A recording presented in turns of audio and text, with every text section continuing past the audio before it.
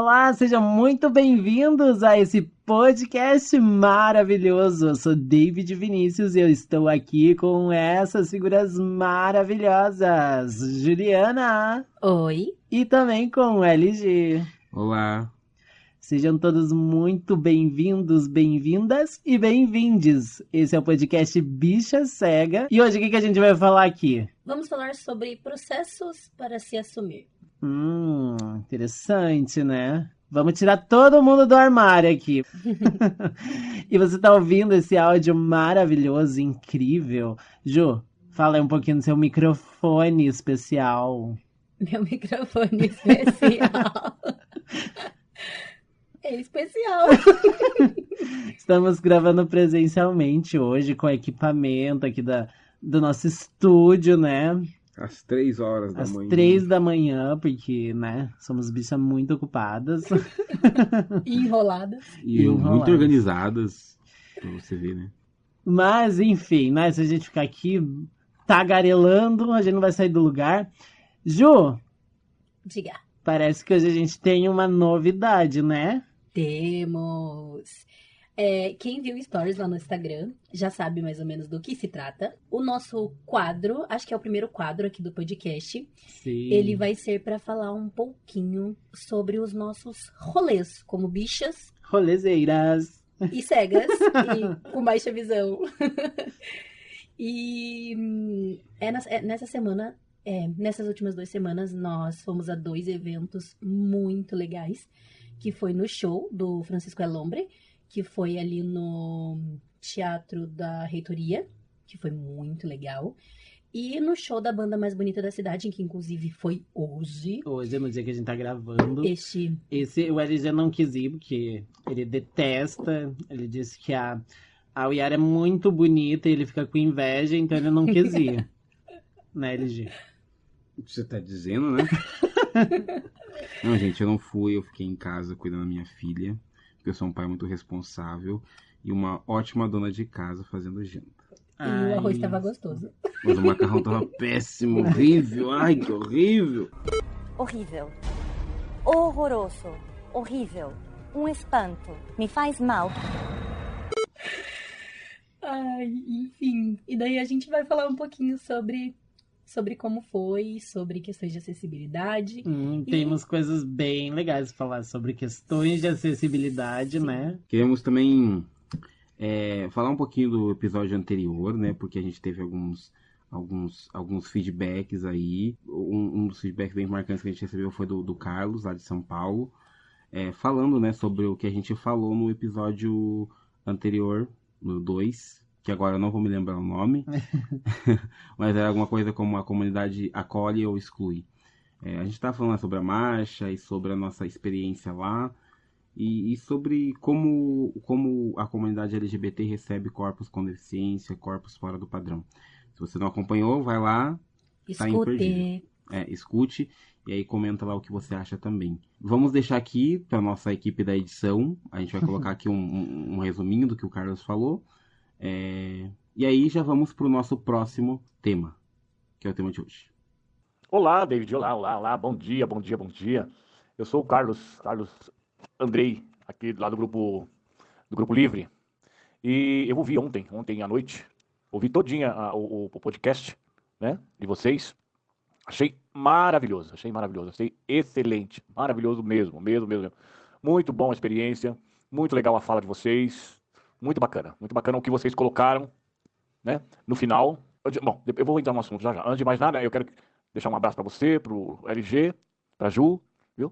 Parabenizar vocês, gostei muito do trabalho, gostei muito do assunto, né, da experiência de vocês, né, que vocês contaram de ter ido lá na marcha, foi muito legal, isso é muito bom. E continuem. Bom, o fato de você disse que se sentiu meio triste, né? Ficou meio quietinho porque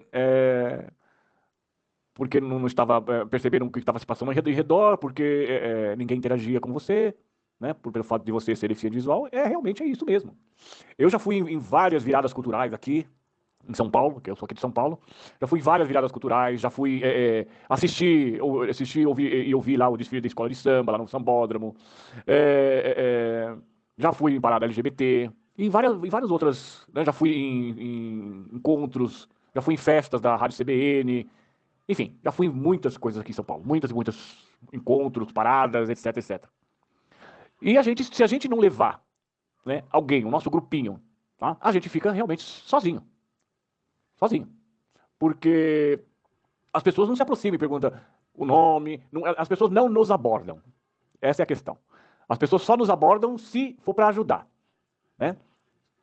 Pergunta ali, você está precisando de se perder, alguma coisa assim no meio da turma, ou de repente esbarrar em alguém, ou estiver indo para um lugar errado, a pessoa aborda e, você está precisando de ajuda, né? Quer ajuda? Tá sim, mas não assim, para conversar, para bater papo, é muito difícil, né? É por isso que eu sempre falo, né? As bocas que mais gritam, né, por igualdade são as mais preconceituosas. Isso é opinião minha, tá? Mas é o que eu constato. E aquilo que vocês falaram a respeito do corpo padrão, da pessoa padrão, né, da beleza padrão, é exatamente aquilo. Tá? Quando a gente sai fora do padrão, quando a gente não está no padrão, você, dentro da própria comunidade, dentro do próprio segmento, você é excluído, você é descartado. Tá? Infelizmente, tá? Infelizmente, na grande maioria, o meio LGBT está muito deturpado, muito exacerbado, muito estragado, infelizmente. Então, muitas e muitas vezes, eu também me senti sozinho, eu também me senti deslocado, porque, né, eu estou aqui, mas não estou, porque eu estou aqui, ninguém me vê, ninguém ninguém conversa, eu estou fazendo o que aqui? Né? Então, só o fato de, por exemplo, estar lá, né, como vocês, só o fato de você estar lá na parada, né, mostrando quem vocês são e tendo orgulho, né, do que vocês são, tudo ali, não foi tão suficiente, né? O suficiente seria você estar no meio do povo mesmo, interagindo, as pessoas, entendeu? Então é estranho isso, é realmente muito estranho, porque a gente acaba ficando sozinho. Se a gente não estiver com um grupinho de amigos, a gente fica sozinho, né? A gente fica sozinho.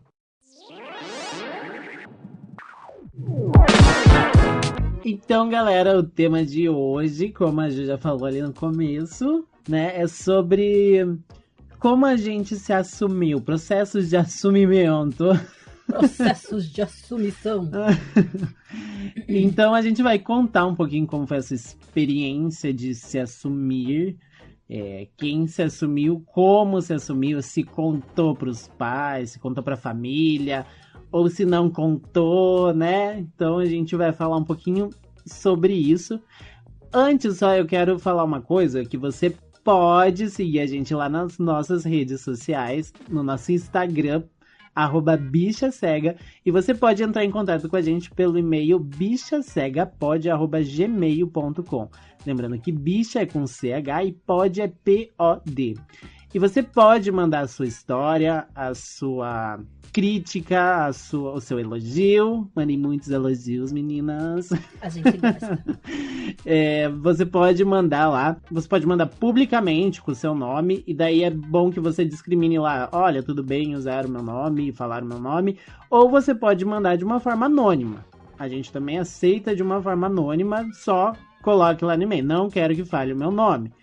E se você for contar uma história, que seja alguma coisa que a gente talvez possa usar aqui, aí se envolver outras pessoas, tente mudar os nomes, né? Não colocar o nome das pessoas, porque também a gente não quer expor ninguém. A nossa intenção não é expor ninguém, mas sim trazer relatos de coisas, de situações, mas sem expor as pessoas. Tá bom? E você também pode mandar, aproveitando, né? Já pode mandar também, se quiser, aí o seu relato de como foi você se assumir, se você é assumido, não é assumido, enfim, manda lá pra gente, que a gente tá bem... Nós somos bichas curiosas, meninas, então manda lá que a gente quer fofocar e a gente quer... Fofocar. Fofoqueira! Somos bichas fofoqueiras. Agora, bora lá pro nosso tema, então. Ju, quer começar contando pra gente um pouquinho como que foi o seu processo de assumimento? Vamos lá. Gente, eu vou só contextualizar vocês. A ideia desse tema veio porque nessa semana lançou a segunda temporada de Heartstopper, que é a minha série do coração, a minha série Chuchu.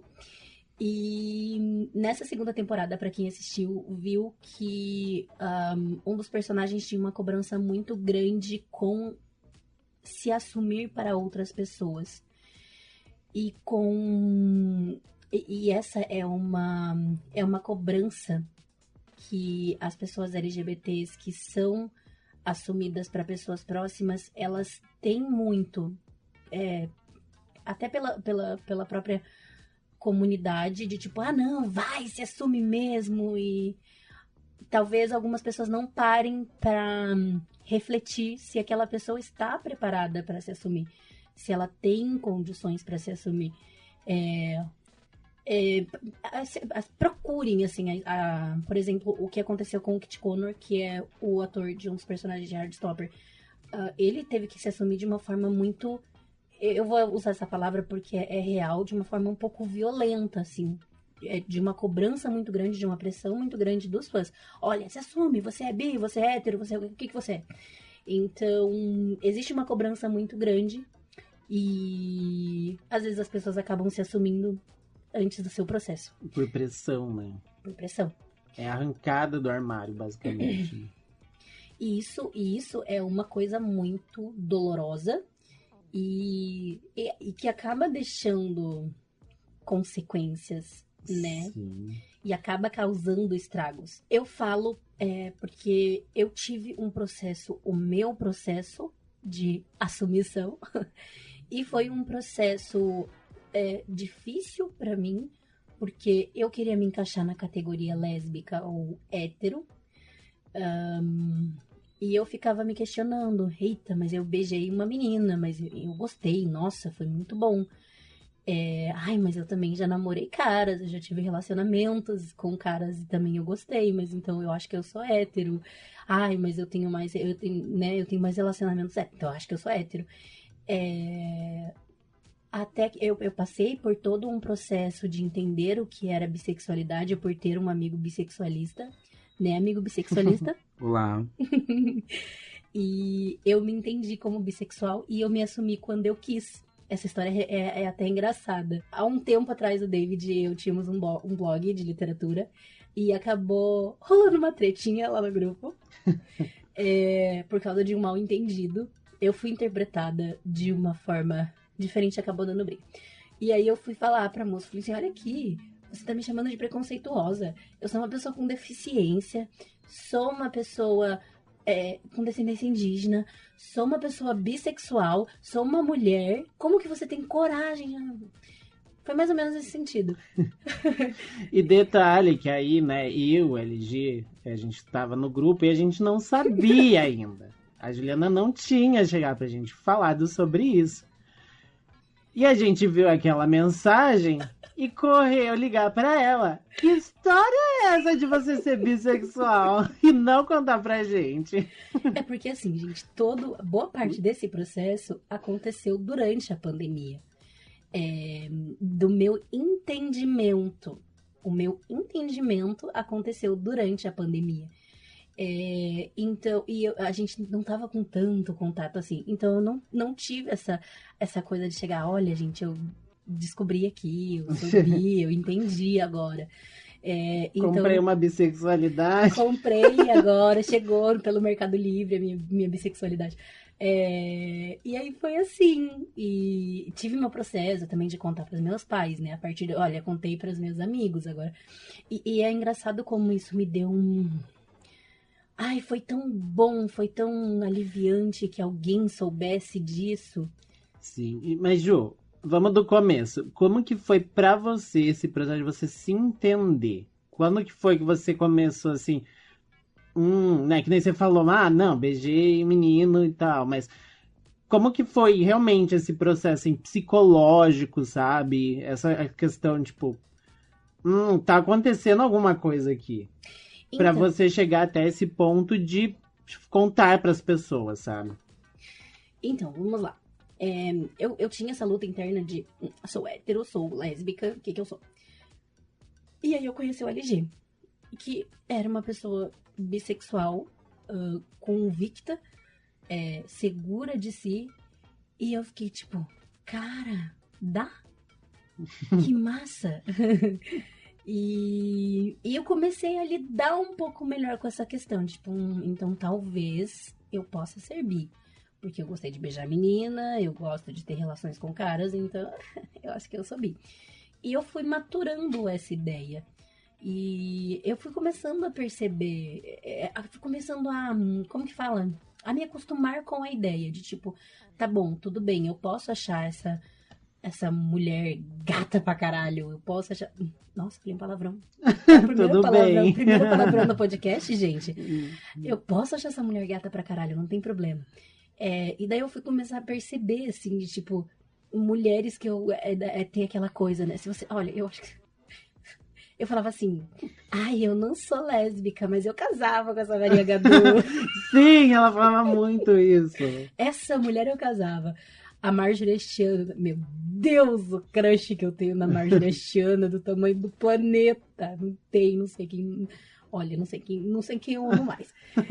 E aí eu fui começando a entender essas coisas. Tipo, gente, não era só admiração, era um crush do caralho, um tesão. Principalmente na Marjorie Este Ano. Marjorie, ai, meu Deus, que mulher. Enfim. Marjorie, casa comigo, se você estiver ouvindo.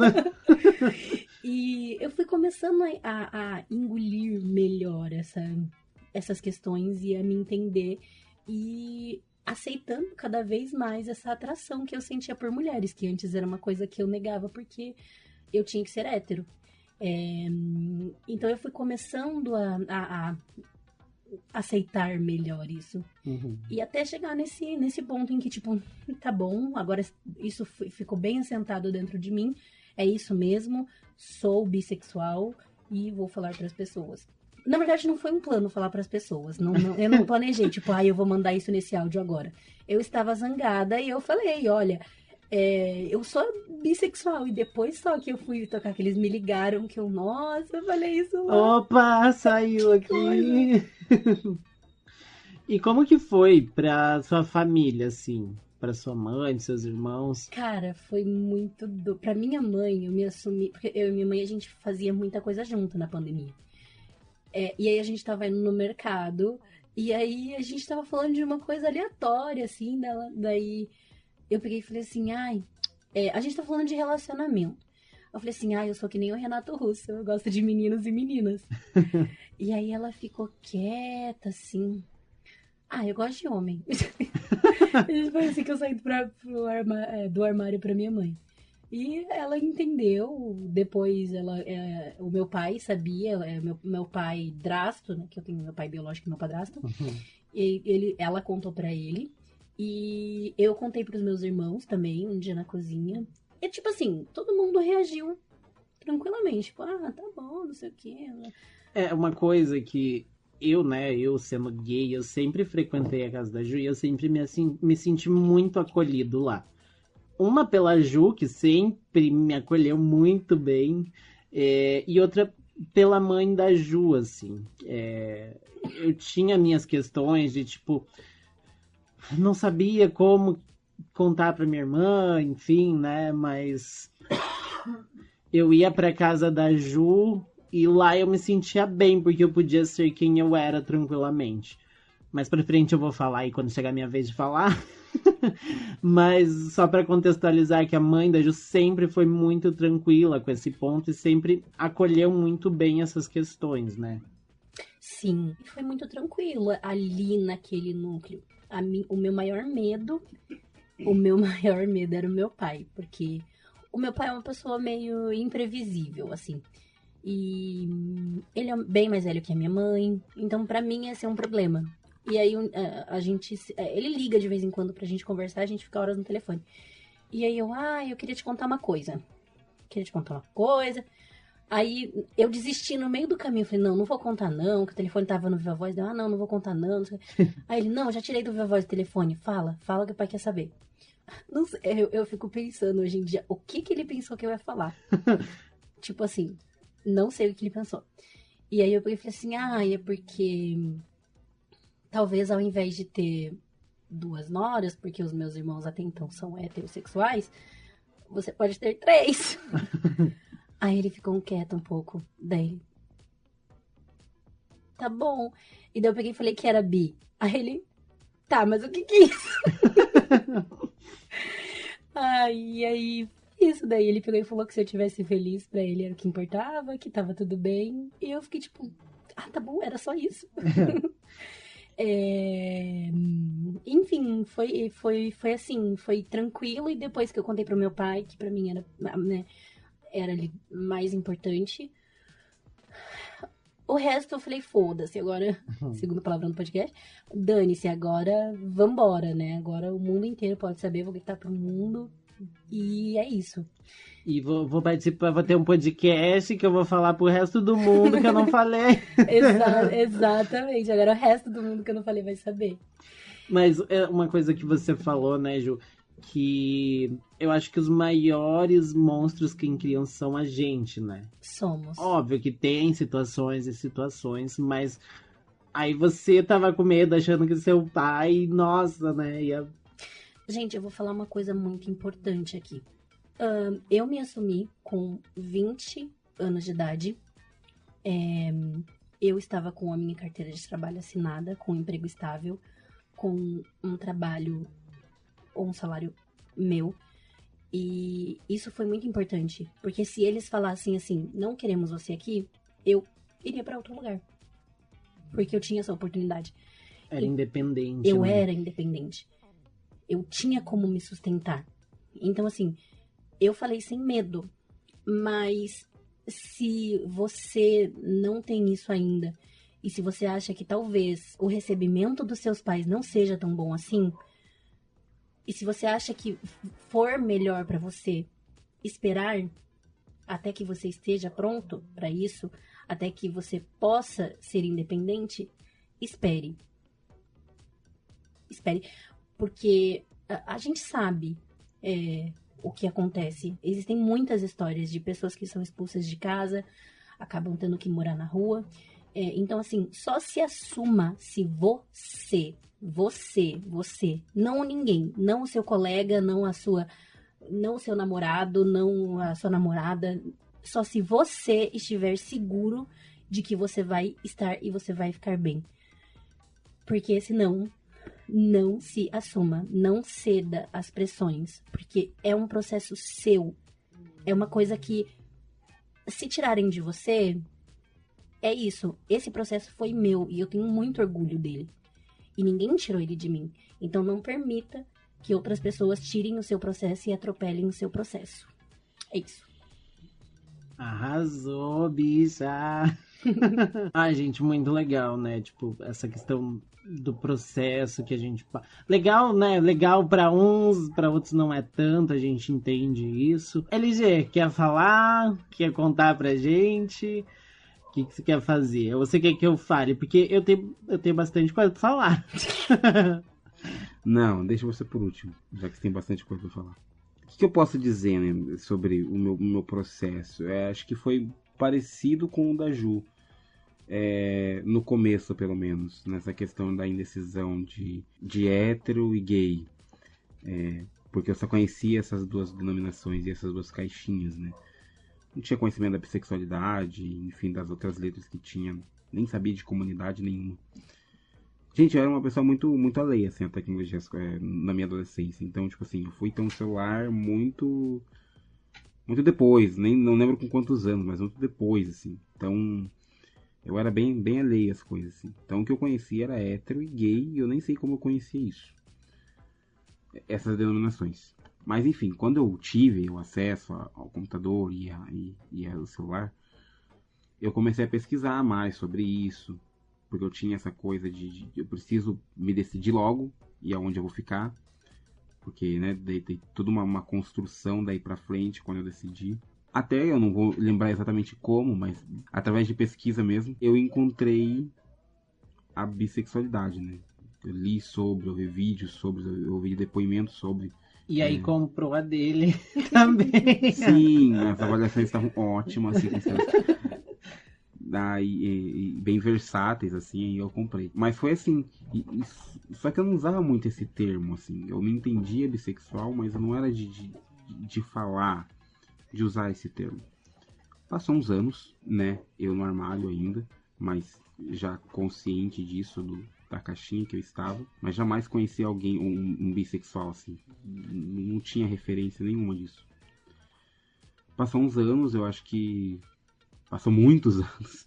Isso eu acho que eu tinha 15, 16 anos. Passou muitos anos e lá com meus 21, 20, 21. 20 e 21. 21. Eu acho que foi em 2019. Eu tinha recentemente voltado a conversar com o David, porque teve uns arranca-rabos aí. E aí Desculpa, só pra contextualizar. A gente já tinha uma amizade antes disso. Antes de acontecer o que vai acontecer. Isso. Já se conhecia há uns 2 anos, mais ou menos. A gente fazia bastante projeto junto, de web rádio, essas coisas, assim, se reunia. Mas, assim, a gente não era muito próximo. A gente era amigos em comum com outros amigos, sabe? Não é aquela coisa, tipo, a gente se dá muito bem no rolê, mas não frequenta a casa um do outro, não fica conversando entre si. Então, era isso. Mas enfim, passou esses 2 anos, no finalzinho de 2018, teve uns arranca-rabo aí meio com o David, e a gente parou de se falar durante um tempo. Aí voltou em 2019, a gente voltou a se reaproximar e tudo mais, por conta do teatro que a gente fazia junto. E em algum momento, eu fiz uma brincadeira com o David de marido e não sei o quê, porque em 2019 eu estava muito mais livre, assim, muito mais... como a Juliana falou, convicto do que eu queria ser, do que eu era, de fato, do que eu queria fazer. E então eu já não tinha mais esse medo. E aí eu fiz essa brincadeira de marido e não sei o que, eu não vou lembrar exatamente o que. E as pessoas realmente acreditaram, tem pessoas que acreditaram que a gente era um casal. E vieram perguntar, tipo, quanto tempo vocês estão juntos? A gente tava saindo do teatro numa galera, assim, enfim, várias pessoas indo pro tubo, né? Aqui em Curitiba a gente tem tubo de ônibus, a gente tava indo numa galera, assim. E aí o LG fez essa brincadeira de tipo, que você é meu marido, alguma coisa assim. E eu fui na brincadeira dele. E as pessoas acreditaram. Aí continuou. Aí tem pessoas que acreditaram, vieram perguntar pra gente, tipo, quanto tempo vocês estão juntos? A gente, há 2 minutos, sabe? Ou alguma coisa assim. Tá, vocês já vão entender o porquê que eu tô contando toda essa história que parece que não tem nada a ver com o meu processo. Dito isso, o David foi embora, fui pra minha casa, tudo lindo e maravilhoso. Aí essa criatura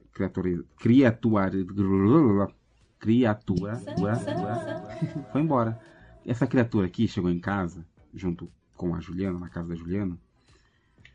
Fomos confabularam sobre mim, né? Obviamente. Eu preciso contextualizar também as pessoas. Meu Deus do céu, já ficar me interrompendo até quando? Não, porque tipo assim, por que eu não fui pra minha casa? Ninguém precisa saber disso. Nessa época, eu tinha terminado um relacionamento. E tava... enfim, eu tava muito triste. Então eu fui passar uns dias na casa da Ju. Ela morava com uma outra amiga nossa e eu fui passar um tempo lá no apartamento delas pra desaparecer. E aí, agora pode continuar. Gente, eu vou resumir mais, senão ele vai querer contextualizar tudo aqui. Enfim, ele foi pra casa, contou isso pra Juliana, dessa brincadeira. Os dois começaram a confabular que se realmente eu tava falando sério, se tinha um fundo de verdade ou não. E essa outra amiga deles me ligou, nesse mesmo dia, me ligou. E conversa vai no telefone, conversa vem e tal. E ela, se você realmente sente alguma coisa pelo David e tal, alguma coisa assim. Deu, olha, não sinto nada, foi só uma brincadeira. Dela, tá, mas se rolasse alguma coisa? Uhum. Se rolasse, não tem problema com isso. Aqui. Rolou, mas, tipo, não sinto nada por ele, assim. Beleza, o que vocês acham de marcar um negócio aqui em casa, então? Aí você vem aqui, a gente vai marcar um rolezinho, tá? Beleza, eu vou pensar aqui. Eu vou pensar se eu vou, aí eu te aviso. Beleza. Passou alguns dias, eu me decidi que eu ia e avisei eles. E fui. E eu já fui com essa intenção de que, assim, poderia acontecer alguma coisa e que eu teria que me assumir. Porque, tipo, cara, como é que eu ia ter alguma coisa com o cara e eu não ia me assumir? Só que eu fiquei pensando, se eu me assumir pra qualquer um deles, isso vai se espalhar. Eu tô confortável com isso? É um excelente questionamento. Tava. Foda-se. O máximo que vai acontecer é o quê? Saírem espalhando entre meus amigos. Tinha alguns amigos que eu tinha muito medo de saber. Tem outros que eu, enfim, não me importava muito. Ah, e detalhe, eu tinha muito medo do David saber que eu gostava da fruta antigamente, porque eu sempre achava que ele ia contar para as pessoas. Ah, Márcia, mas eu gosto de contar tudo. Não conta. Então eu nunca deixei o David Tá falando que eu sou fofoqueira. nunca deixei o David suspeitar nesses anos anteriores, assim. Depois do casamento, confirmou-se. Embora ele já suspeitava, né? Já suspeitava. Um segundo depois eu fiquei sabendo. Enfim, nesse rolê, me perguntaram. Tipo, ai, mas o que você é? Gay? Não sei o que, hétero? Não, eu sou bissexual. Bissexual? É, sou bissexual. E tipo assim, quando eu falei isso, aí que eu vi que realmente isso era estranho. Provavelmente essa interrogação de bissexual E, foi minha. Exatamente. E, tipo, de todos, porque mesmo o David sendo gay, parece que, tipo assim, não foi uma coisa comum, sabe? Ah, bissexual, legal. Que nem a gente vê hoje. Sei lá, bissexual? A minha cabeça na época. Como assim? Ai, coitado, tá indeciso. Vou ter que trazer ele para arco-íris. Enfim, a gente ficou juntos, estamos casados até hoje. E dentro desses anos, no próprio 2019, nos primeiros meses, a gente foi morar junto. Todo mundo E a junto gente aqui. foi bem apressadinha. Essas 3 criaturas aqui, a Juliana, o David e aquela amiga que me negou, eu E mais uma galera. e mais uma galera, vamos morar tudo numa república, vamos morar tudo junto. E nesse processo, cara, nesses 3 meses, eu tinha muita dificuldade, porque eu me mudei pra lá falando que eu ia dividir quarto com um amigo. Enfim. Só que assim, só tinha uma cama no quarto, né? Eu não sei, assim, obviamente que isso é muito estereótipo, mas 2 héteros não vão dividir a mesma cama, mesmo que um durma de cabeça pra baixo e o outro não, né? Que dá pra rolar um 69 ainda, entendeu? Né? Que delícia! Que delícia! Enfim, gente, eu tinha muito medo, assim, tipo, cara, como que eu vou chegar pros meus pais e falar que eu me mudei? Como que eu vou convidar eles aqui? E eu não falei isso pra eles ainda. E eu ficava nesse processo, tipo, não, tem que contar. Mas como? Tipo assim, eu jamais chamaria na sala e falaria, eu sou bissexual. Não consigo. Não tenho uma relação assim com os meus pais pra fazer isso. É isso que um dia, uns 3 meses depois, que a gente foi morar junto, que a gente tava namorando, David e eu fomos comprar uma aliança. Compramos a aliança bem bonitinho e tal. E dias depois eu fui na casa da minha mãe. E lá, papo vai, papo vem, ela foi me servir um almoço, alguma coisa no prato, e eu estiquei a mão pra pegar. E peguei, com a mão da aliança. E ela olhou. E daí começou as perguntas, né? Ah, quem que você tá namorando? Uma aliança? Fala que é menina. E eu travei. Isso que eu já tava convicto, mas eu travei. Porque eu não tava esperando que fosse aquele dia, daquele jeito. Sei lá no que eu tava esperando, mas... Porque ao mesmo tempo que eu tinha essa coisa de eu não vou chamar eles pra contar, mas eu não imaginei que seria daquele jeito. Fala quem que é menina e tal, mãe, não vai ficar brava. Fala quem que é. Aí ela viu que eu travei assim, fiquei... Não sabia. Dela... É um menino? Daí eu só sinalizei com a cabeça. Oi, sogra, tudo bom? E ela já começa, ai meu Deus do céu, não sei o que, não sei o que. E nisso meu irmão chegou, contextualizando, né? Meu irmão é trans. Ele chegou, e por que tá acontecendo, tal. Ah, o Guilherme, não sei o que, está namorando um homem, não sei o que, não sei o que. Meu irmão parou. Tá, mas olha pra ele. Você acha que ele tá feliz, tá triste? O que você acha que ele tá? Olha pra cara da LG, tipo, aterrorizada. Nessa hora já tá mais tranquilinho. Tranquilo. Tranquilinho. Para! Gente, é 3 horas da manhã, por favor. Aí, olha pra cara dele e vê se tá feliz ou triste. Ah, ele tá feliz, acho que tá feliz. Então pronto, é isso que importa, foi o que meu irmão disse. Eu sou uma E ótima aí, pessoa. minha mãe falou, não, tá bom, mas agora eu tenho 2? Eu falei, você é abençoada. Você foi premiada na roda da sorte. E, gente, foi assim que meus pais soubem que eu era bi. Quer dizer, que eu estava namorando um cara, né? Porque depois, pra explicar o que é bissexual, Acho que eles não entendem até hoje. eu acho que eles não entendem até hoje. Eu acho que eles pensam que eu sou gay. E muita gente pensa que eu sou gay. Porque, assim, eu tive relacionamento com mulheres, Mas não foram assim que nem com o David, que eu fiquei tempos e nossa, muito juntos, eu fui morar junto, sabe? Foi por pouco tempo. Então, eu acredito que muita gente acredita que eu ainda sou gay e é isso, só por estar com um cara. E eu tentei explicar pra minha mãe, eu acho que ela entende que eu expliquei isso, porque olha, bissexual, o que é isso? Ah, quando eu gosto das duas coisas. Eu tentei explicar isso pro meu pai também, só que o meu pai, ele simplesmente ignorou, assim, ele não falou nada e ao mesmo tempo... Aparentemente parece, né? Não sei, posso estar errado, mas parece que o pai do LG é mais. Mas tipo, então tá.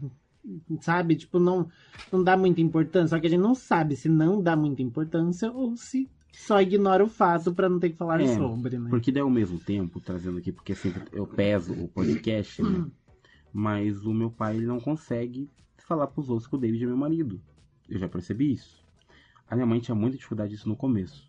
Aí eu conversei com ela sobre isso. E eu também já tinha conversado isso com meu pai, mas meu pai não mudou. E a minha mãe já, hoje em dia, já fala que eu sou casado, que se perguntam, fala que o David é meu marido. Então, ela foi se acostumando com a ideia durante o tempo, assim. Ela mesma fala, tipo, lá no começo era muito difícil. Mas, hoje em dia, ela se acostumou já. Entende tudo isso e não tem vergonha, aparentemente, de falar. E adoro o genrinho. Pois é. Às vezes ele tem umas rusgas, né? Quem não tem? Mas, cara, foi isso. E, assim, eu não fui que nem a Judy, chegar e contar pras pessoas e é isso e tal. Eu falo, quem sabe realmente é quem é muito próximo de mim. Mas, obviamente, se me perguntarem, eu tenho muito orgulho de falar que eu sou bissexual. E eu detesto, porque isso aconteceu muito no começo, quando eu comecei a namorar desde, que achem que eu sou gay. Não por nada, gente, né? Não é assim, nossa, você não quer ser intitulado como gay. Não. Mas, pô, é uma forma de identidade, sabe? Gay são os gays. O B do LGBT não é de Beyoncé. Exatamente. Então eu quero me sentir representado. Então eu não sou gay. Eu estou num casal, eu estou num relacionamento homoafetivo. Mas eu não sou gay. Isso não me torna gay nem por esses 4 anos. Eu só fui gay por 4 anos e agora eu vou ser hétero. Não, gente, isso se chama bissexualidade. Vão aprendendo e vão normalizando isso. Porque é isso. Eu sou bi, falo bi, como bi. Esse como. Então, gente, basicamente toda essa volta pra contar isso. E agora eu vou pontuar aqui um pouquinho sobre a última fala da Ju, que inclusive eu concordo em alguns pontos que ela falou. Eu acho legal ter uma segurança financeira, eu acho legal você ser independente, se você quer se assumir, mas eu vou discordar um pouquinho, porque eu acho que não tem um momento certo que você vai dizer, agora é o momento de me assumir. Essa é a minha opinião, tá? Minha opinião particular. Eu acho que não tem esse momento. Porque sempre você vai achar uma desculpa ali pra... não, mas...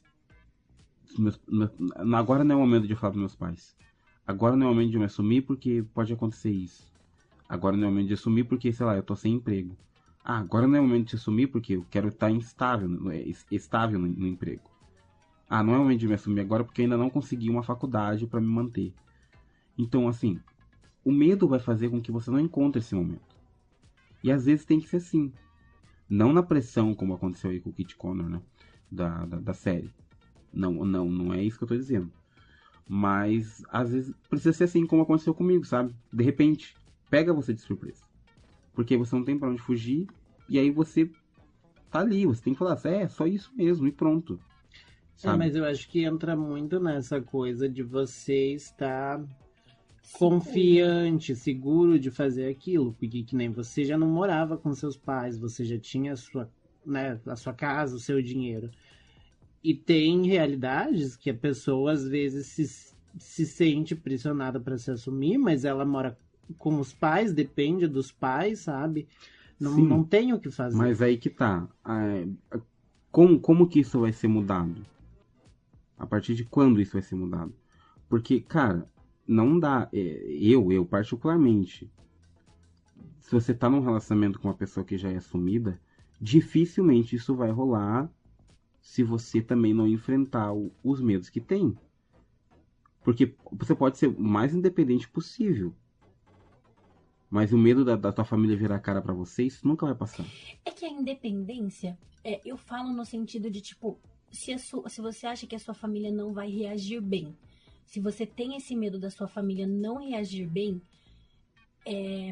Você ainda tem como pegar o teu dinheiro, alugar uma casa, sabe? Você ainda tem como você se manter sozinho, sem depender de ninguém, por exemplo, né? Mas isso não garante nada, porque amanhã você pode perder o emprego e já ter se assumido. Mas Não são é uma situações segurança. diferentes.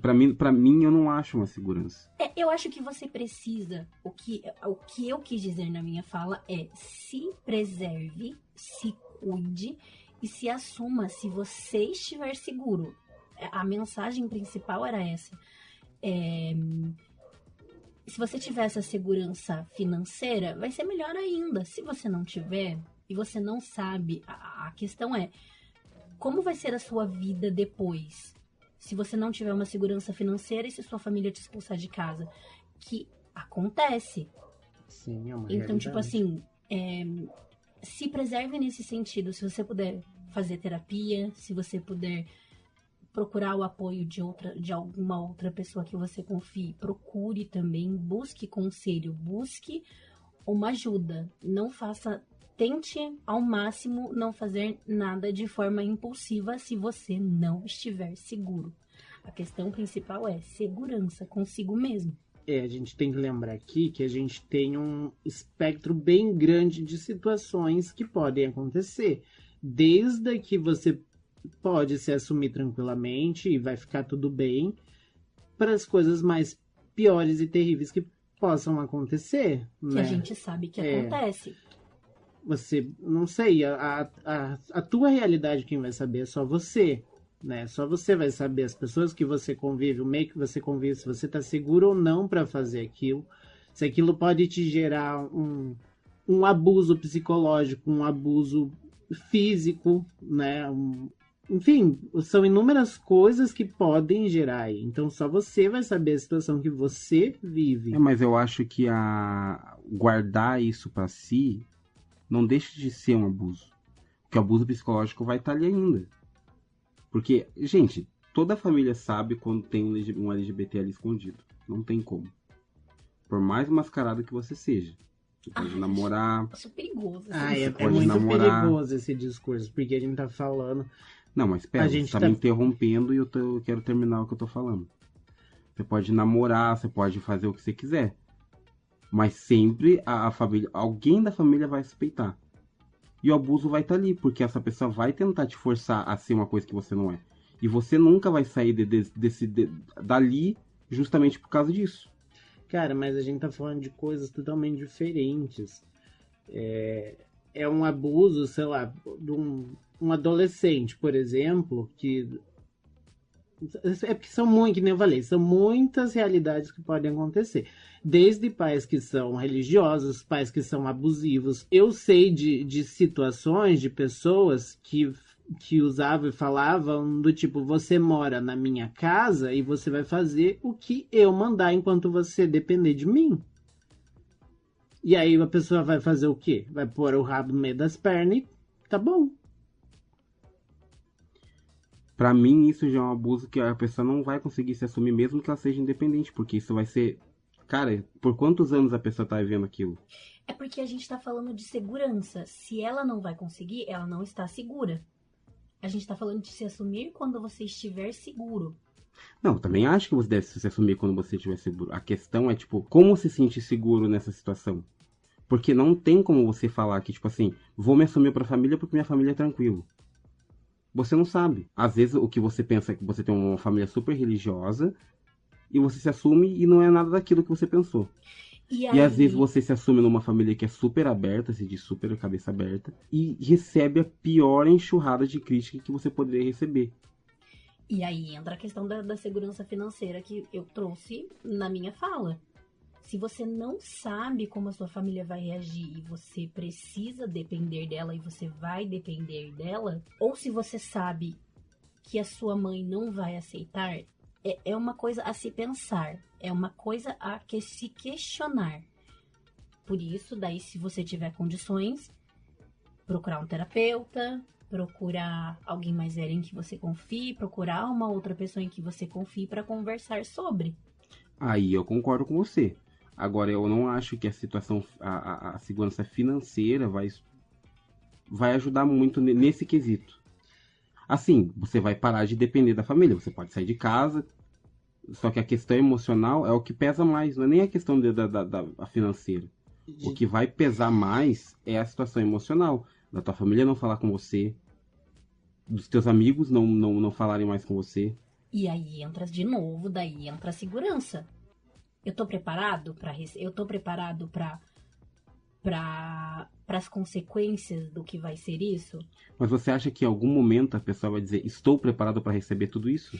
Não, mas daí entra o processo de terapia ou o processo de autoanálise.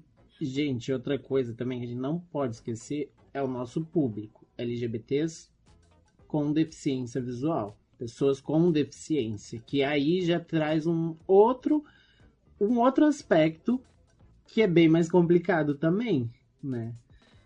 Às vezes, a gente sabe que tem muita gente que, sim, depende da família ali, financeiramente, né, por diversos motivos, e que talvez não consigam, sabe? Não consigam sair facilmente dessa situação. Não facilmente, né? Facilmente fácil não é pra ninguém.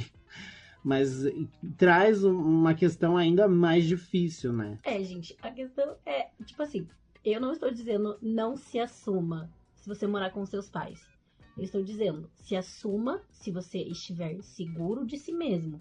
Se você tem dúvidas e você preferir, você achar que isso não vai te fazer mal, e aí isso é uma coisa muito pessoal sua, dos seus processos, das suas análises, espere, seja independente financeiramente e aí se assuma.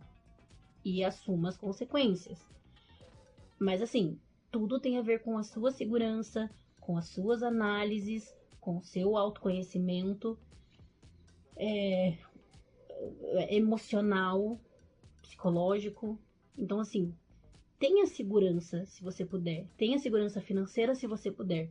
Ou até uma segurança no sentido da confiança em que você tem para as pessoas para quem você vai se assumir. Aí a gente traz uma coisa que é muito importante, que é a sua rede de apoio. Seus amigos que você confia, sei lá, parentes que você confia, pessoas que você vai se sentir seguro ali, caso alguma coisa aconteça, né? Essa questão da rede de apoio, ela é bem importante. Eu falo por mim, assim, que a minha rede de apoio foi essencial para que eu me entendesse, para que eu me sentisse confortável com quem eu era. Vou contar aqui, então, como que foi esse processo para mim. Só agora a tiazona aqui, né, voltando ao Flor da Pele, mas eu acho que é um pouco diferente a época em que o LG e a Ju se assumiram, da época que eu me assumi, que eu, enfim, tava passando pelo meu processo de descoberta ali, né? Óbvio, cada um tem o seu processo, mas eu acho que a época que... Eu já falei, né, acho que no primeiro, enfim, em algum dos 2 podcasts ali, eu falei que era diferente as questões na época. Não se falava de LGBTs assim como a gente fala hoje, né? Eu acho que na época que a Ju e o LG já se assumiram, era mais tranquilo. A gente já tinha internet, já tinha YouTube, já tinha referenciais, né, dessas coisas. Na minha época, não tinha tanto, né? Tinha o gay estereótipo da televisão, né? A gente tinha muitas questões vistas como homofóbicas. Não estou falando que as pessoas eram homofóbicas, mas a sociedade tinha questões homofóbicas muito sérias naquele momento, porque ninguém entendia o que era ser LGBT ainda, né? Então, para mim, foi muito difícil esse processo. Aquela coisa, para eu me entender, parece que não sei, pra mim, parecia que eu já sabia. Lá no fundo eu já sabia, tipo, tá, tem alguma coisa aqui. Alguma coisa não bate aqui direito, não sei, mas pra mim até então tava, entre aspas, tudo bem, porque daí eu acho que é muito mais a questão social que gera certas coisas na gente, né? A questão da aceitação, da nossa própria aceitação, eu acho que tem muita interferência social nisso. Do tipo, eu começava a me condenar, do tipo, eu não posso ser gay. E eu falava isso pra mim todos os dias. Eu não posso ser gay, eu não sou gay. Eu não sou gay, eu não sou gay. Por quê? Porque pelas questões sociais que me diziam que eu não podia ser gay. Então, eu tive esse processo de sabe, tentar não ser gay. Mas assim, eu sei que no fundo, pra mim, tava tudo bem ser. Não sei, acho que isso ficou meio confuso, né? Mas e daí teve, tipo, eu sempre, ser gay, pra mim sempre foi muito tudo bem, sabe? Pra mim estava sendo tudo bem, mas tinha questões sociais que me faziam questionar, dizer que não era certo e blá, blá, blá, blá, blá. Tinha tudo isso. Aí aconteceram algumas coisas, né? Quando eu era mais novo, por volta dos 13, 14 anos, que é que, né, os hormônios começam a ficar à flor da pele, a gente começa, enfim, a querer namorar. E aí eu acho que eu conheci muita gente na internet, assim, né, e começar a conversar com os carinhas, não sei o quê. E foi aí que eu comecei a me entender melhor, tipo, não, realmente eu gosto de caras, eu gosto do babado. E pra mim tava tudo bem.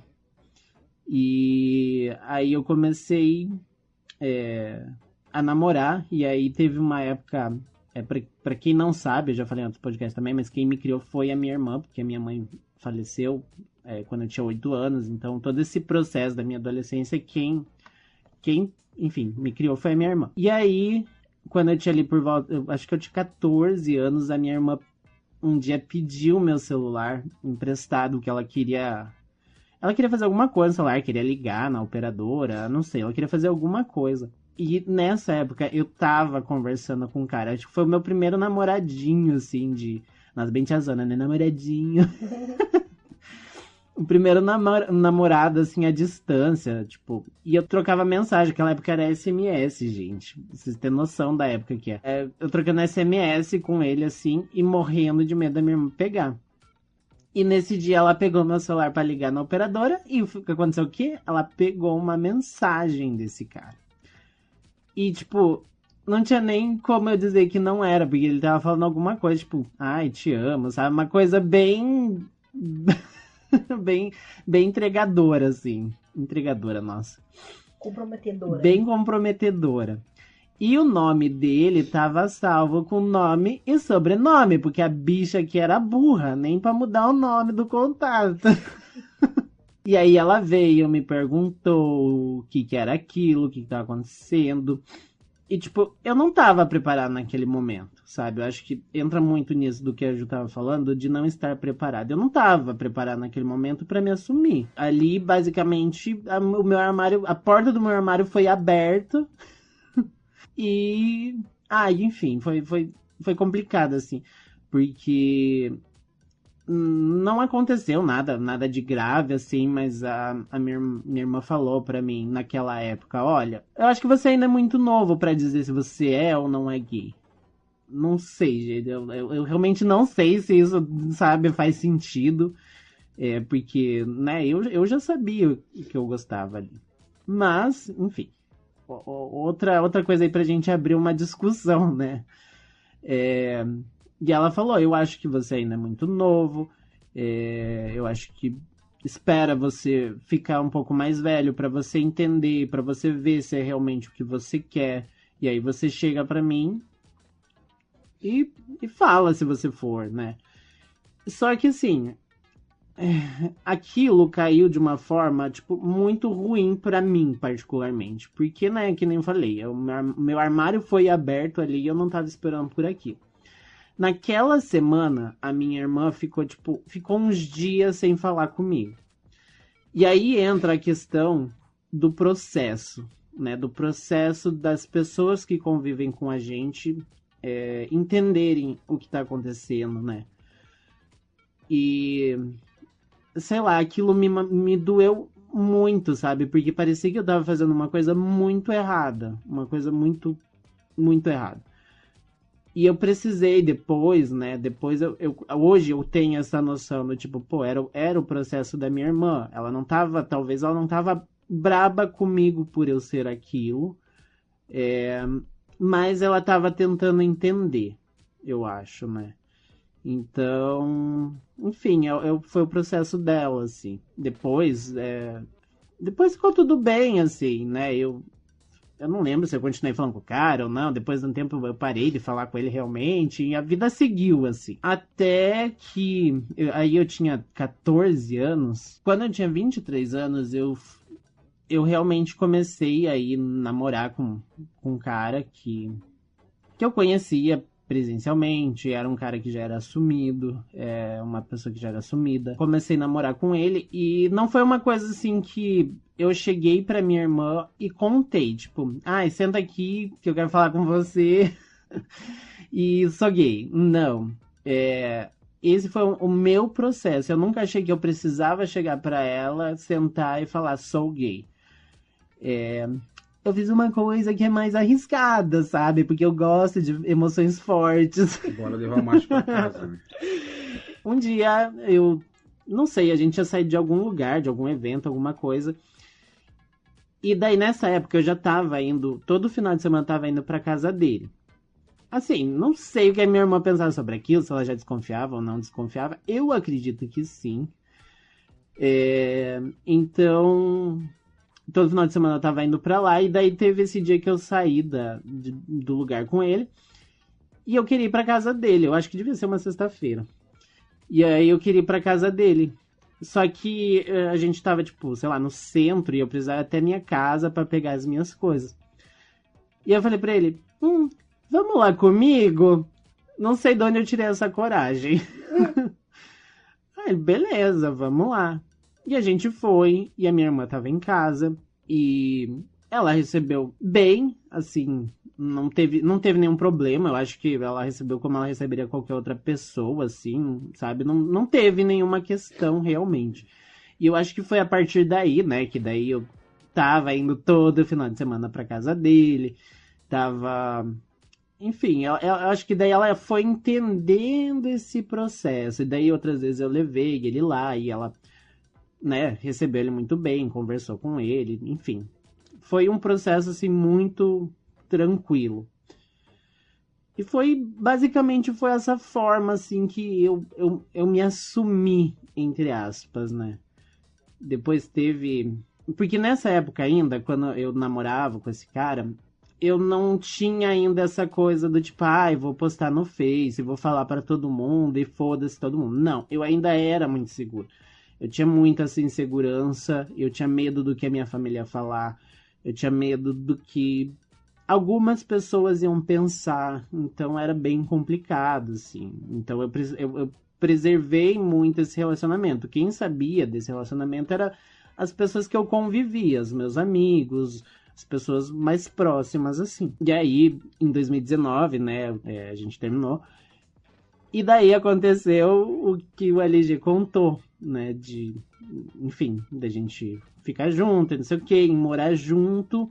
E aí, quando o LG se assumiu pros pais dele, eu já um pouquinho antes dele se assumir, dele contar pros pais, a gente conversava demais sobre isso, porque ele me falava da vontade dele de falar e tal, e eu tentava aconselhar, não sei como, porque, né, tirava a experiência não sei da onde, mas eu tentava aconselhar ele ali, né, tipo, era a pessoa que, enfim, E aí eu conversava muito com ele, eu falava, olha, você tem que estar seguro de fazer isso, eu não acho que, né, os seus pais, sei lá, vão jogar você na fogueira, por exemplo, eu acho que, sei lá, você tem que estar confiante em fazer isso. E aconteceu esse processo, ele foi, falou, não sei o quê, e depois disso, eu me senti confortável de colocar na minha rede social que eu tava namorando. E de assumir o LG para as pessoas, assim, para quem quisesse ver. Então, foi assim, foi um processo muito longo, eu acho que desde de pequena até esse dia de eu... Ah, foda-se, desde que o mundo saiba e tá tudo bem, sabe? Então, acho que esse foi o meu processo, assim. E eu acho que foi uma resposta, né, até a sua irmã, tipo, essa questão de você ir passar os finais de semana, não houve uma conversa sólida sobre isso, mas, tipo, estou indo pra casa dessa pessoa, essa pessoa é meu namorado, então eu já tenho 20 e poucos anos de idade, então eu não era muito novo. Eu já tinha essa... sei lá, eu era uma pessoa adulta que vivia uma vida de uma pessoa adulta, né? E só que eu também não era uma pessoa de ficar saindo, sabe? Tipo assim, eu ia na casa da Ju, por exemplo. Eu ia na casa das minhas amigas, mas eu sempre falava pra minha irmã, ó, tô indo posar na Ju, tô indo posar na casa de fulana, porque eu sempre tive... as minhas amigas eram mulheres. Eu dificilmente tinha amigos homens. Então tinha muito essa coisa. Acho que a minha irmã entendia, tipo assim, tem um amigo homem. Então, né, eu acho que já dava pra entender a coisa ali. Depois disso daí que o David contou, que ele colocou no Facebook e tudo mais. Mas ainda assim dava pra ver esses resquícios do medo de fazer coisas em público. De fazer coisas em público, vou ficar meio estressado. O que vocês estavam querendo fazer em público, gente? Gente, vamos falando aí que eu vou ali pegar uma água, já volto. Gente, assim, tipo, de se abraçar mesmo em público, nada muito sexual, tá? Essas coisas assim. Não quero ser presa. Ele tinha muito medo, muito medo. E de qualquer coisa, assim, foto no Facebook, ele tinha muito receio de postar. Não sei se por medo de acontecer alguma coisa, de ouvir algum comentário. E eu era totalmente o contrário, porque depois que eu me assumi, eu liguei aquele botão mesmo. A gente quer fazer isso. Mano, depois que eu me assumi, eu liguei aquele botão. Sabe? Dane-se. Eu queria mesmo chocar a família atrás de nós. Vá pro diabo que os carregue. Não, mentira, mas eu tipo, queria, sabe? Nossa, eu queria realmente postar lá a foto e colocar uma legenda super comprometedora, assim. E sair. E no ônibus, tipo, sabe? Fazer um carinho na cabeça dele, assim, e é isso. Só que o David, ele tinha muito problema com isso, porque, não sei, né? Acho que talvez pelos traumas e por toda essa questão que ele tinha que... Deixa eu falar um pouquinho sobre isso. Não. Mascarar... eu tinha que, tipo, não mascarar, mas controlar algumas coisas. Tinha que ser muito secreto, muito discreto. Discreto é a palavra. Tinha que ser muito discreto. E pra mim não. Pra mim, depois que eu me assumi, eu queria realmente, sabe, colocar uma placa assim na minha cabeça, bissexual assumido. Então é muito louco. E saber que, tipo, eu tava assumido, estava no relacionamento, pra mim era incrível, assim. Nossa, parece que era não sei, é uma sensação tão estranha, porque eu tinha me imaginado, sim, me assumindo tal, e daí conseguindo uma casa e tudo mais. Mas, tipo assim, me assumir dentro de um relacionamento, eu falei, ou me assumo, ou esse relacionamento não vai pra frente, que nem eu falei ali atrás. Eu acho que o relacionamento de uma pessoa assumida com uma pessoa que não é assumida, dificilmente vai pra frente, porque a outra pessoa, ela quer mostrar, e a outra pessoa tem muita insegurança de fazer qualquer coisa. E daí isso vai acabando gerando um conflito entre as pessoas, porque um quer, o outro não quer. Até entende por quê, mas sabe? É uma coisa que limita o casal. Mas então, eu acho que depois que, tipo, saiu... Ele não vai deixar eu falar. Não, você já falou bastante, falou durante meia hora aqui já.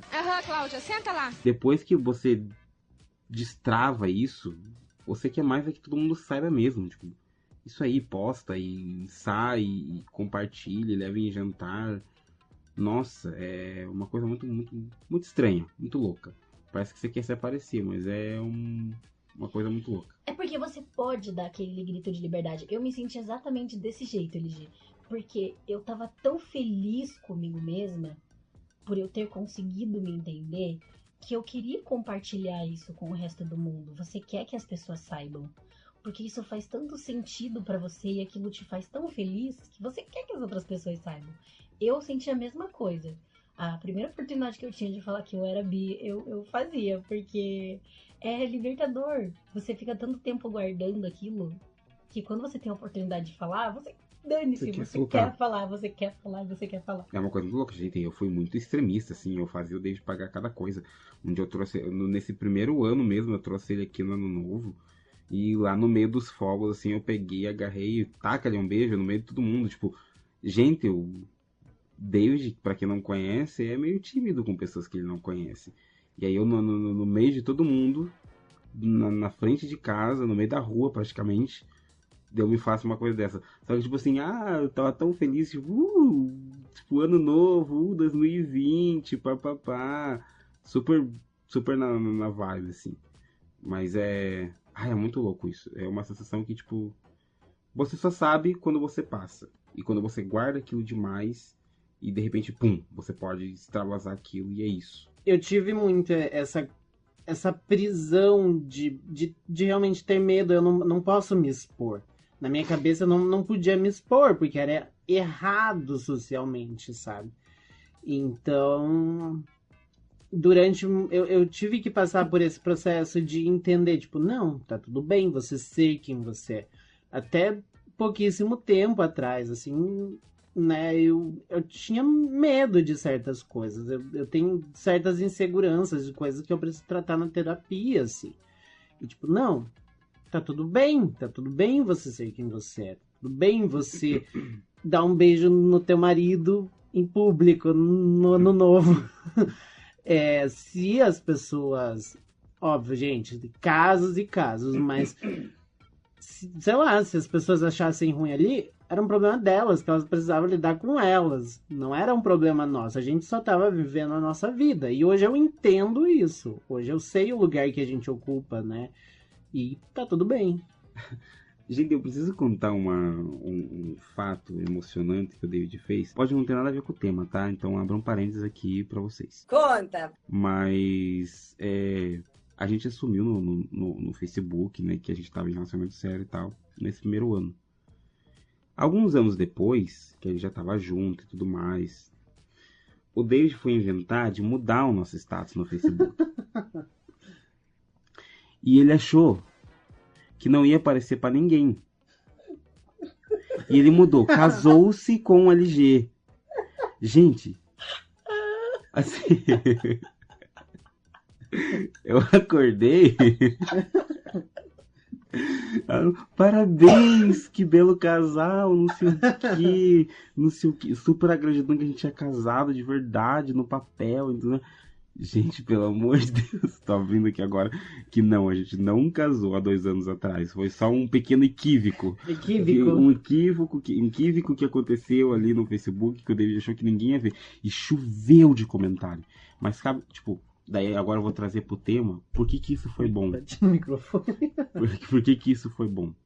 Ali a gente viu o quanto de gente apoiava a gente de fato.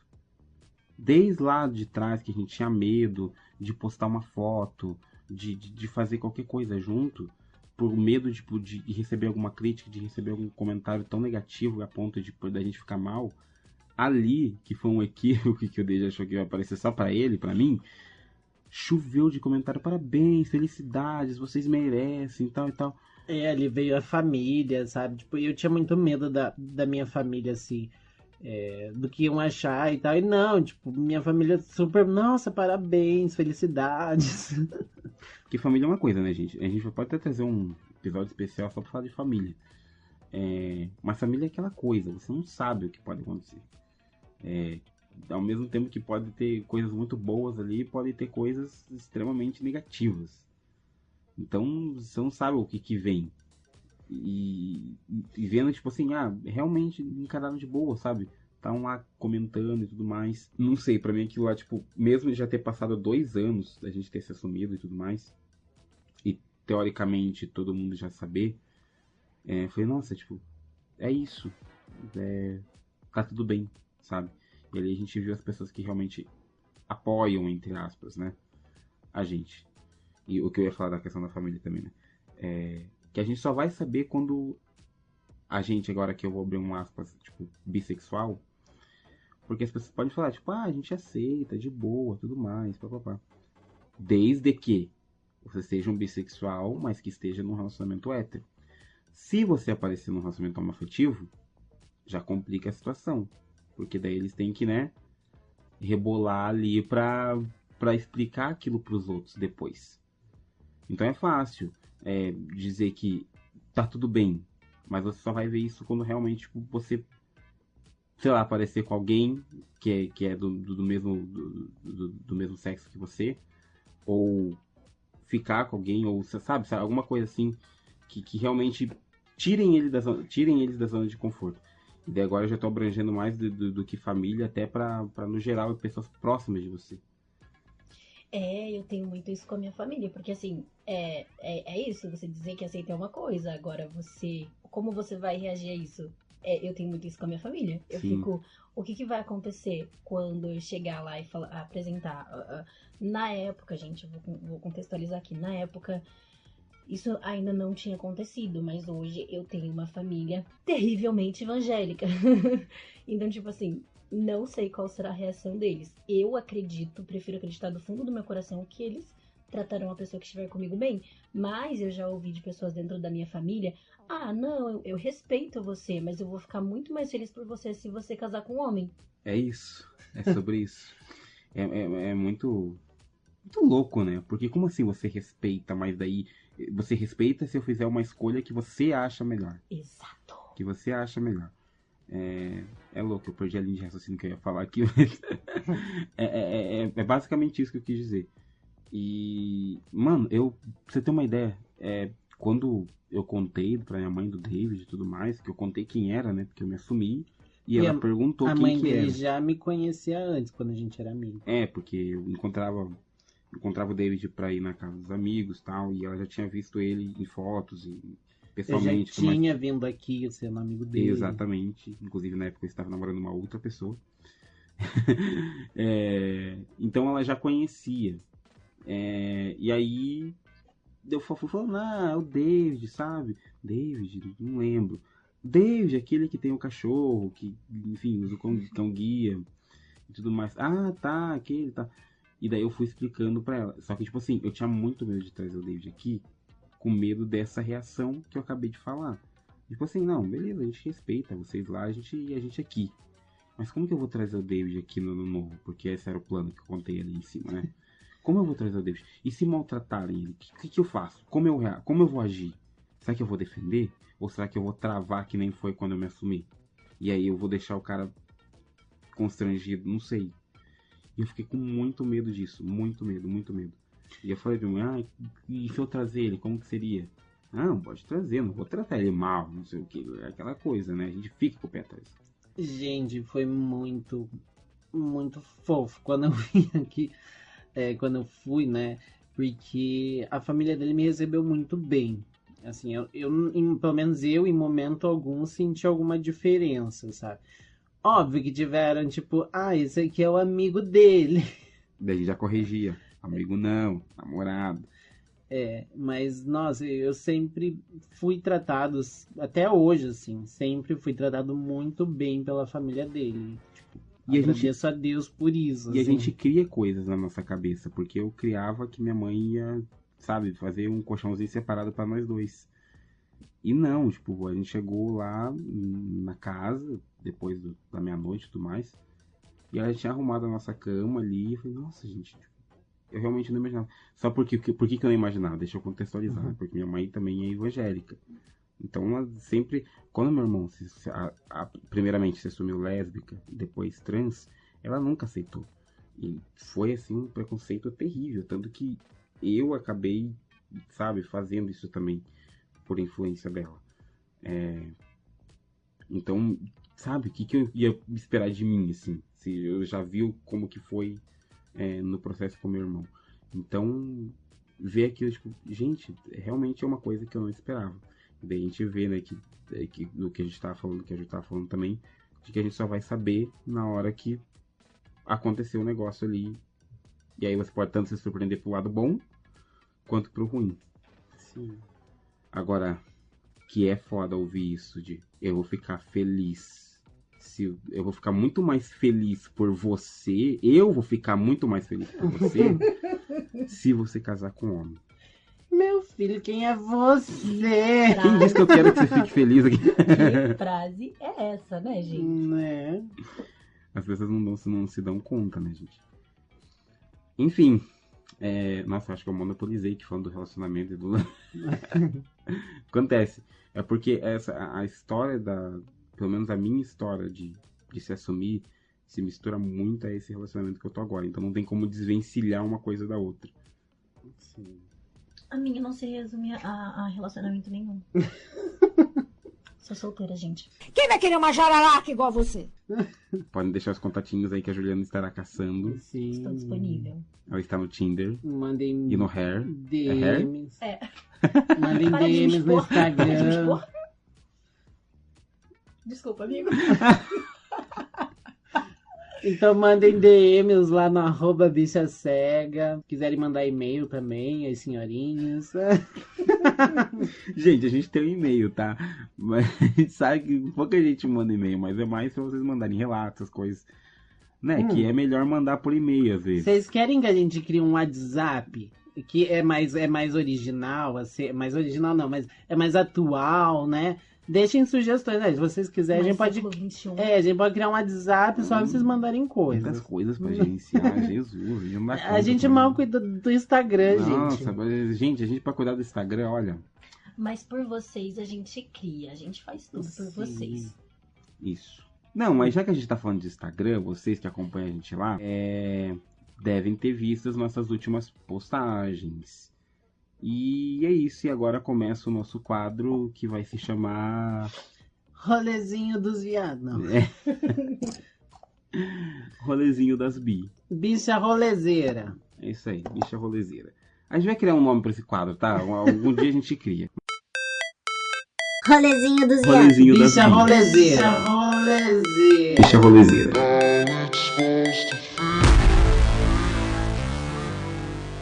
Mas enfim, vocês devem ter acompanhado lá que a gente foi no show do Francisco El Hombre. Não sei falar espanhol. Francisco Alambre. Foi no dia? Que dia que foi, gente? De 29. Foi dia 29 de julho agora. Lá no Teatro da Reitoria aqui em Curitiba. E, gente, fantástico. Vocês querem falar primeiro do Francisco ou da banda mais bonita? Vocês querem Não, falar? acho que é do Francisco. Cronológica. Cronológica. Vamos-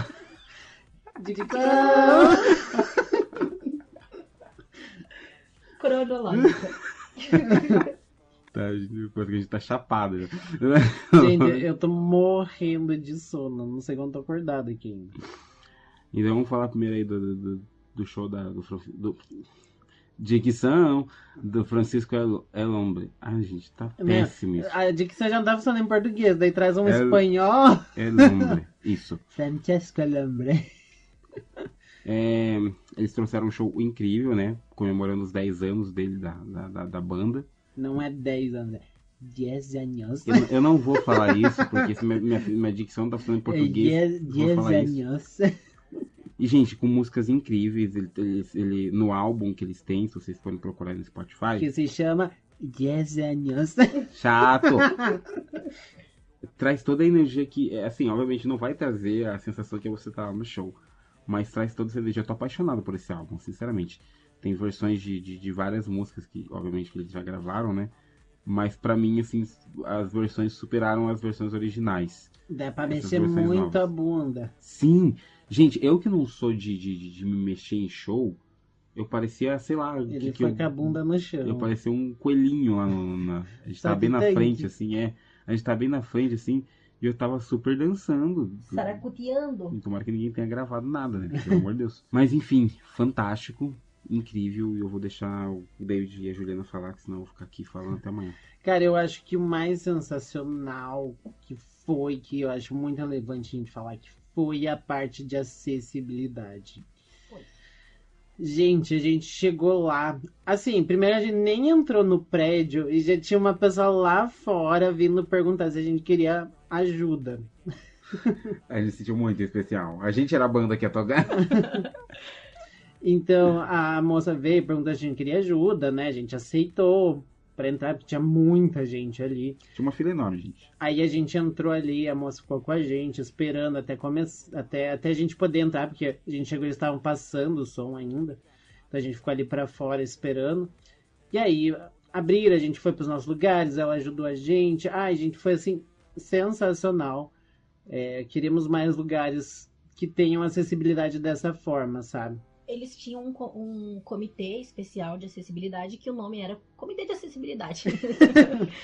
Que estava sendo dirigido pela Paula. E, assim, foi sensacional. Foi muito óbvio que foi planejado. Era muito óbvio que a Paula sabia exatamente o que ela estava fazendo. Que é uma coisa, gente, que infelizmente ainda não acontece com questões de acessibilidade. Sim. Às vezes a gente chega e a gente encontra as pessoas ainda muito perdidas do que fazer. E a Paula muito claramente tinha controle total das coisas. Ela sabia que não podia passar a mão no cão-guia. Ela sabia como guiar uma pessoa cega. Era uma pessoa preparada para estar ocupando aquele Preparadíssima. lugar. A gente, todo tempo, foi perguntado das coisas. A gente não foi, sabe, simplesmente, beleza, vocês querem, vamos entrar então. Não presumiram. não, Vocês né? querem, sabe, vamos sentar aqui nessa fila. Não. Eles perguntaram, o que vocês preferem? Vocês preferem mais na frente? O que é melhor pro cão guia? Mais na ponta? É mais, sabe? Sempre tendo essa conversa.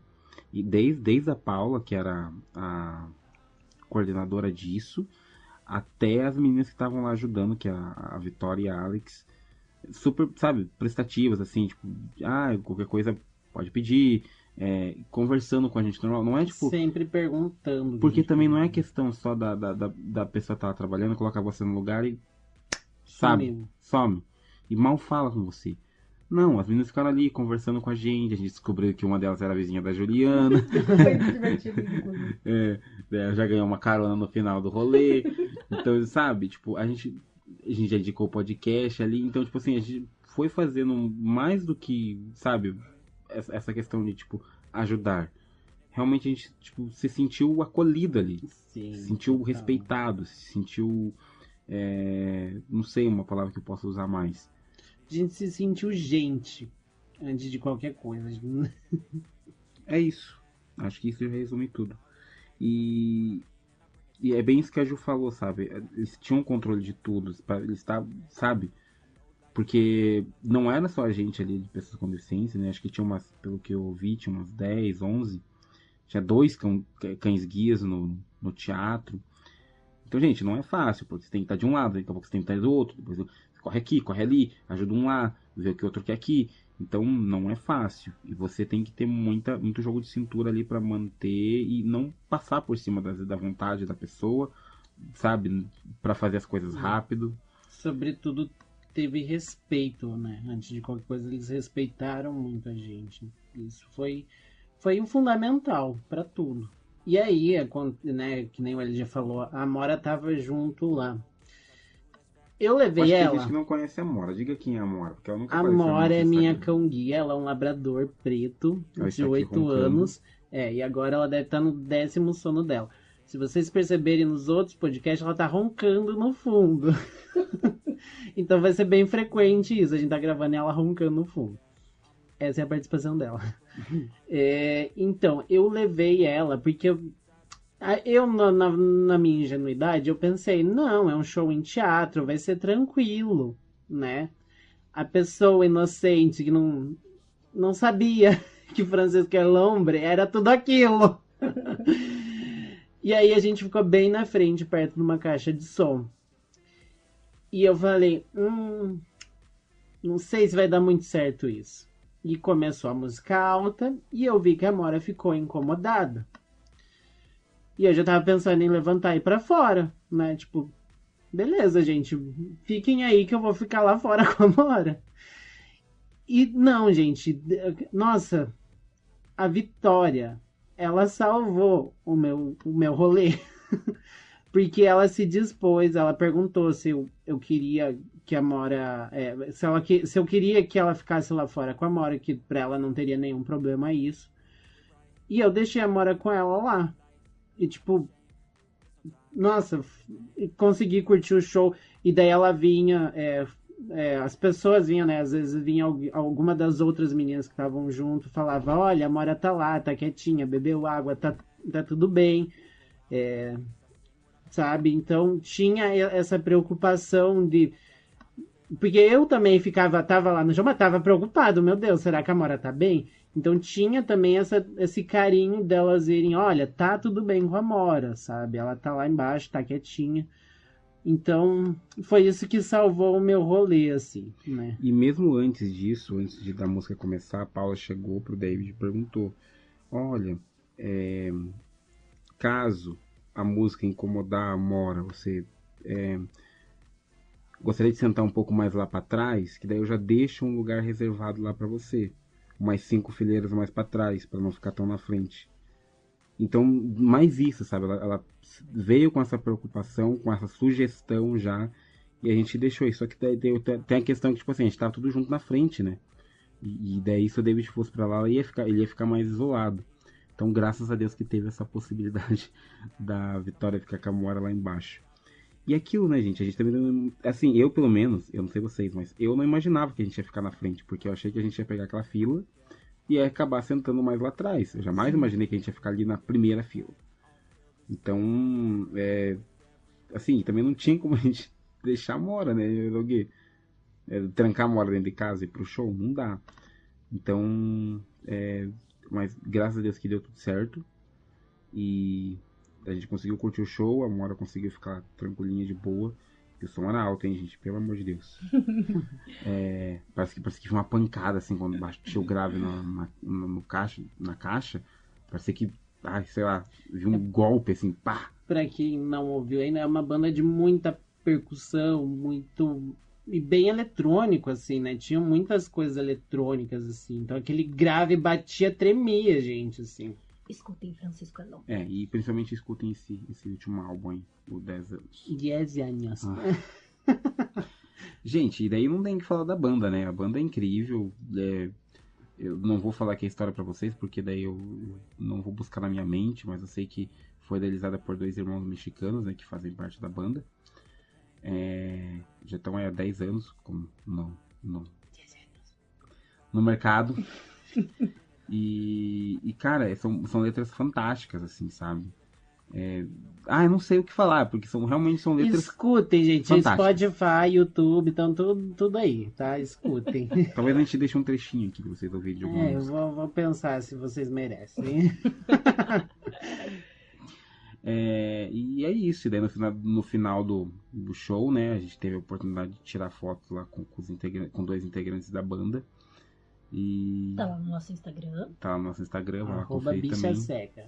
A gente não para de fazer merchan, né? Pelo amor de Deus. Não, todo mundo. A gente tá parecendo os programas da Rede TV, todo assim, que minuto é um minuto. cada 2 minutos é um merchan.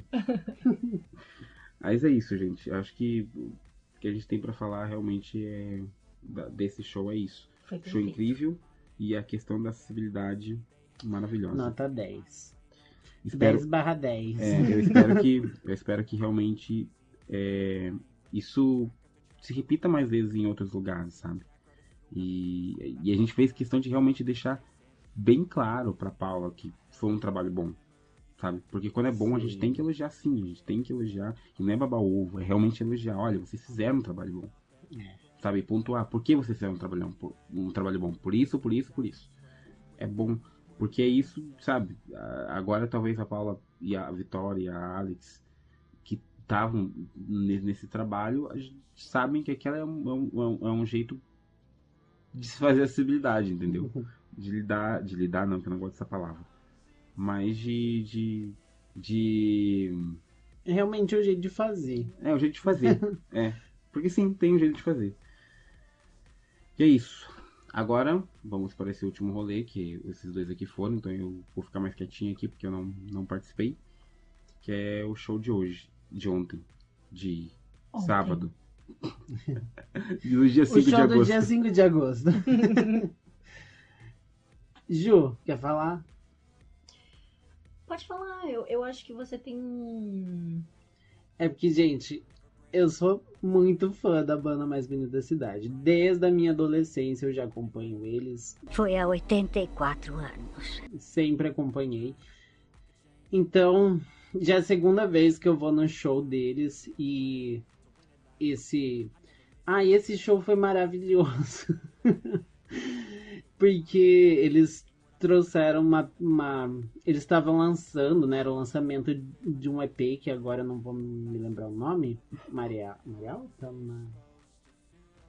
Enfim, gente, não me lembro. É que foi os dois desmemoriados pro show, daí fica complicado. Mas eles estão lançando o EP e eles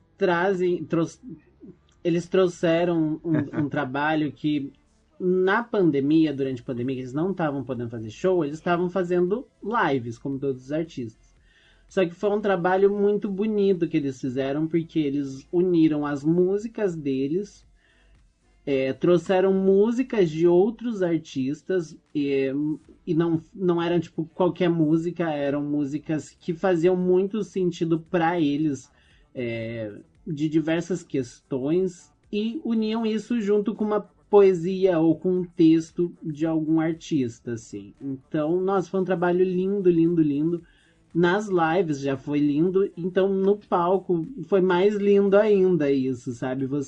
A gente poder ir lá conferir isso de perto foi, nossa, sensacional. E fez muito sentido, assim.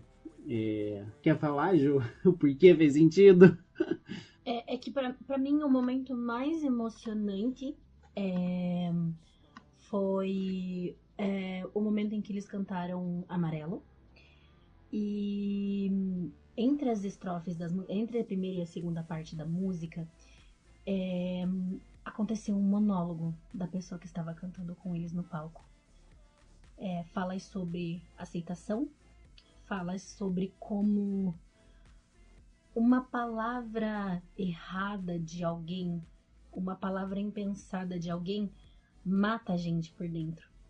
E isso foi sensacional pra mim, foi muito emocionante. Eu cantei com todas as forças do meu coração essa música, porque esse momento fez muito sentido pra mim, foi muito emocionante.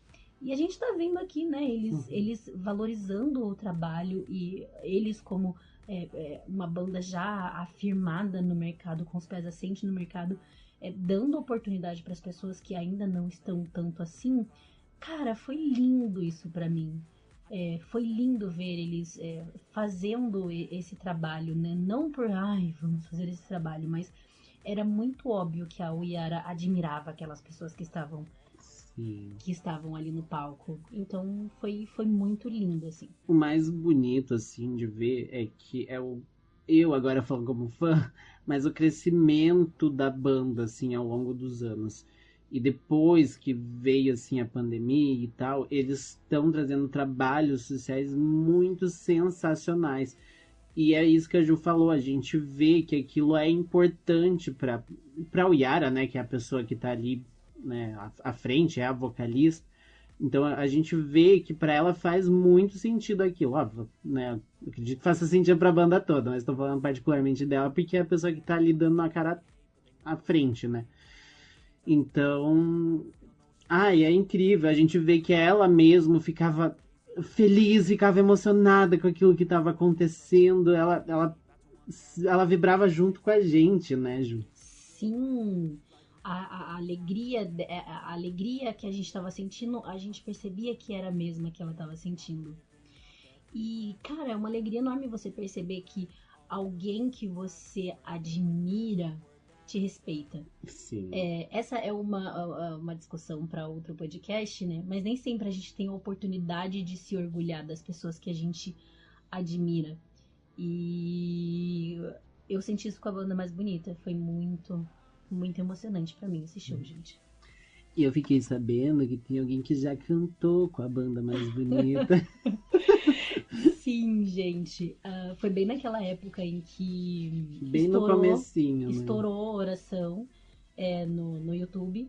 Na época acho que tava com 100 mil visualizações. Ela era amiga de alguém, eu não lembro exatamente quem. E aí ela foi na instituição para pessoas com deficiência visual que eu fazia parte. Eles foram convidados e eles foram. Então a gente eu conheci a banda em formação, tipo, muito novinhos ainda, muito fresquinhos ainda. Conheci o Yara, conheci o Rodrigo e foi sensacional, assim, foi maravilhoso. E aí criou-se um projeto, né, que a gente ia cantar com eles no Sesc da Esquina, aqui em Curitiba. E aí a gente fez alguns ensaios e a gente foi para esse show no Sesc da Esquina e a gente cantou com eles no palco. Foi sensacional. Eu tava conversando com meu amigo hoje e com um amigo nosso que foi, né, que não faz parte do podcast. Então a gente não cita o nome dele. Luiz Gustavo, Luiz Gustavo, queremos a gente você não aqui. fala de você aqui. E aí eu tava falando, cara, é engraçado como naquela época eu não valorizei o quão incrível foi aquilo. E aí hoje eu estou aqui 10 anos depois, mais de 10 anos depois, estou aqui vibrando no show deles. E pagando pra entrar no show Pagando pra deles. entrar e doida pra correr, doida pra dar um abraço e falar, olha... Gente, o trabalho de eu vocês fico é muito pensando... foda. Gente, por que vocês Meu não tentaram? Eu não sei, eu acho que eu ia surtar se eu fosse lá cantar com eles. Mas por que vocês não tentaram ver se descolavam um Tentamos, abracinho? amigo, não deu Tentaram? certo, tentamos. Porque amigo, daí não colou. eu fui, né, com essa minha... Esse Carminha. meu poder aqui de... Então já vimos por que não deu certo. O meu poder, assim, de comunicação. Eu cheguei pra moça e falei... Ai, será que depois do show eles vão tirar foto, não sei o quê? Daí a moça... Peraí, vou ver. Aí foi pra lá. Eu pensei, ela nem vai voltar, né? Não, mas daí ela voltou dela. Então, como eles estão começando o show atrasado, a gente acha que eles não vão tirar foto depois, tá bom? Tchau! E foi isso. Gente, mas podiam tentar... Ai, sei lá. Não Ai, sei. Vocês podiam não. tentar com alguma segurança na saída, porque, não sei, né? Nem dava, amigo, tava muito cheia a saída. Mas enfim, foi uma experiência assim sensacional. A acessibilidade, o show foi no Guairinha, tá, gente? A acessibilidade ali também correu tudo certo. Nós chegamos, mostramos os ingressos com os lugares e fomos encaminhados para os nossos lugares normalmente. E foi isso, não teve nada de surpreendente, não teve nada de anormal, foi bem comum. Foi tranquilo. Mas Se uma pessoa cega fosse sozinha, daria? Daria. As pessoas que nos atenderam foram bastante simpáticas. Também ficou claro pra mim quando ela foi tentar me guiar que ela sabia como guiar uma pessoa cega, porque ela me entregou, me mostrou o cotovelo, né? Ofereceu o braço. Exatamente, me ofereceu o braço. Então, tipo assim, ela sabia o que ela estava fazendo. Mas foi normal, assim, não foi nada de surpreendente. Ai, mas foi incrível, a gente ganhou o DVD deles. Sim, no finalzinho do show tinha um brindezinho embaixo das cadeiras, que era o DVD deles. Ai, foi incrível. Muito fofo. Gente, Eu não- não existe DVD? Pois é, amigo. Nada contra, tá? A banda mais bonita, mas é que eu achei que não existia mais DVD. Enfim, né, gente, é gente? isso. Já tô cansada aqui, só quero ver minha cama. Ai, gente, muito obrigado. Vocês, sempre vou agradecer, porque o que seria de mim sem vocês? E o que seria de vocês sem mim? É isso, gente. Vamos fazer um último merchan aqui, então, só pra gente finalizar. Vamos. Se você quiser, segue a gente lá no nosso Instagram. Você pode conferir todos os rolezinhos que a gente vai estar fazendo. A gente sempre coloca lá as stories, coloca foto. E você pode acompanhar por lá. Então, @bichacega. E qual que é o e-mail, LG? bichacegapod@gmail.com. Bicha com CH, pod, P-O-D. É isso aí, porque nós somos bichas poderosas. Gente, muito obrigado você que ouviu a gente até aqui e até a próxima. Beijo! Beijo. Tchau.